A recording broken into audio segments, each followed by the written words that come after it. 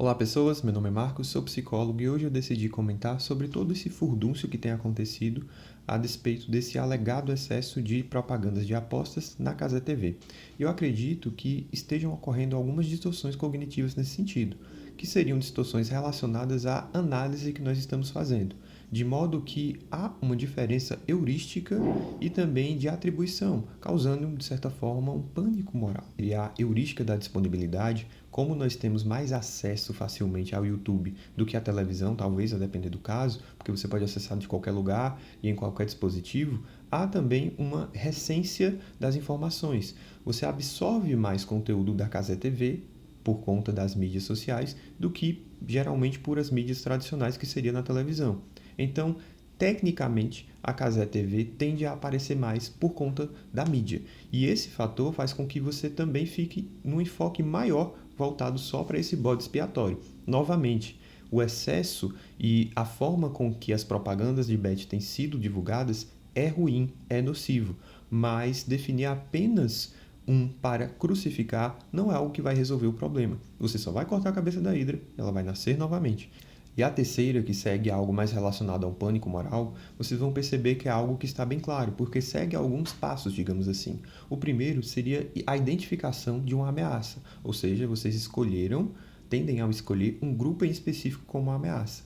A ameaça deixou de ser exatamente as bets, a divulgação das bets, e passou a ser a Cazé TV divulgando bets. Isso é um problema em si? Não necessariamente. Como ela é uma das emissoras que está com excesso de publicação das bets, ela deve sim ser criticada. A questão é que você não deve resumir somente a Cazé TV como inimigo, não somente a Cazé TV como um fator negativo, mas todas as emissoras ou meios de comunicação que estão fazendo uma publicidade negativa, uma publicidade tida como deletéria.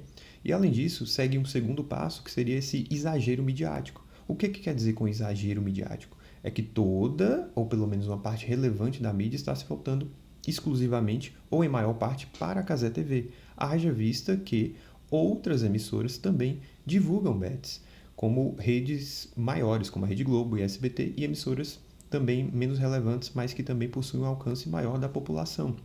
Então vejam que o exagero midiático não está na crítica, está no enfoque.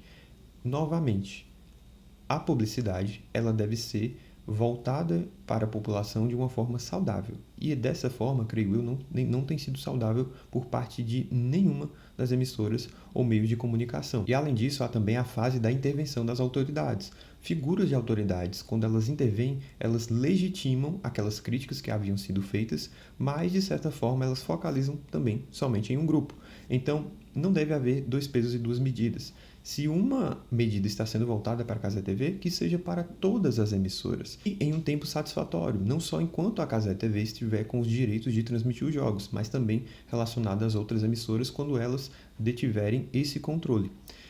E com isso, consequências relacionadas tendem a acontecer. O rage bait, ele tende a aparecer mais. As pessoas entram em pânico e buscam o culpado.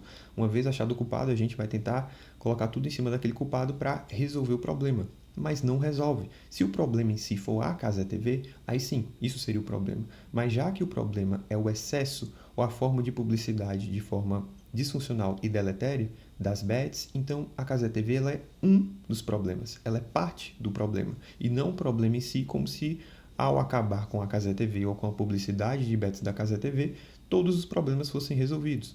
Podem haver excessos, eu acredito até que existam, sim, mas se você quer realmente resolver o problema, não vai ser crucificando uma emissora que isso vai ser resolvido. Então, em resumo, quando você olha para o cenário brasileiro, você vê que as bets elas possuem uma influência muito grande. Veja, por exemplo, o Campeonato Brasileiro. O nome é Brasileirão Betano. Outras redes também se renderam, digamos assim, às bets, Por exemplo, a Globo fez um acordo com a BetMGM. O SBT é patrocinado por a Bet Nacional. Então, as grandes redes de comunicação, elas têm uma fortíssima influência de bets. Não existem anjinhos da comunicação nisso.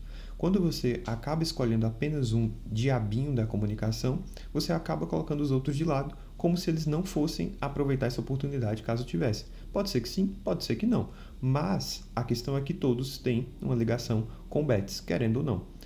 Eu acredito que isso, ao longo do tempo, vai se tornar uma disputa política. onde cada grupo político vai tentar mostrar que apoia menos as bets e o outro vai dizer que apoia menos ainda. Com isso sendo uma tendência política, é claro que as pessoas vão ficar mais polarizadas e isso não vai ser levado a sério, o que é uma coisa lamentável. Logo, se nós queremos enfrentar isso de forma mais séria e contundente, voltado de fato para a saúde da população e não apenas para uma marcação específica para um grupo ou emissora, nós devemos buscar fontes adequadas. Então, por exemplo, o artigo publicado por a pesquisadora Angela Ritou, acredito que a pronúncia seja essa, ela faz uma análise de diversos países e quais foram as regulações e os métodos mais eficazes que eles utilizaram para lidar com as apostas, tratando como uma questão de saúde pública. Por exemplo, o país hoje que sofre mais com perdas relacionadas à aposta per capita é a Austrália. E por meio dessa análise, ela trouxe alguns pontos que eu queria compartilhar com vocês. Ela traz basicamente 6 pontos que foram bem contundentes e resolutivos em relação a esses efeitos nocivos que as bets podem ter. O primeiro seria a identificação obrigatória dos jogadores. O que isso quer dizer? Nesses países que obtiveram a regulação maior, estatal no caso, das casas de apostas, eles conseguiam a identificação por CPF de cada jogador. Então isso não permitia que o jogador criasse várias contas diferentes utilizando dados que não eram dele, por exemplo. Além disso, haviam limites obrigatórios de perdas. Então, digamos que eles estipulassem R$ 1.000 a cada 3 meses de você perder. Você não conseguiria apostar mais que isso. Uma vez que você perdesse mais que R$ 1.000, suas contas seriam travadas e você não conseguiria mais apostar.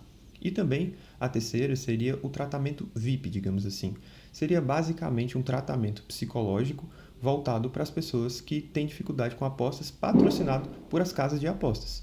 E a quarta seria o controle de operadores ilegais, ou seja, formas aquém da lei que ali acabavam atuando voltado para essa questão das apostas e reduzir a influência da indústria midiática e da publicidade midiática também, que seria a quinta e a sexta. E como essa redução se daria? Colocando regras muito específicas, não só resumidas às emissoras, mas também a todos os divulgadores de conteúdo.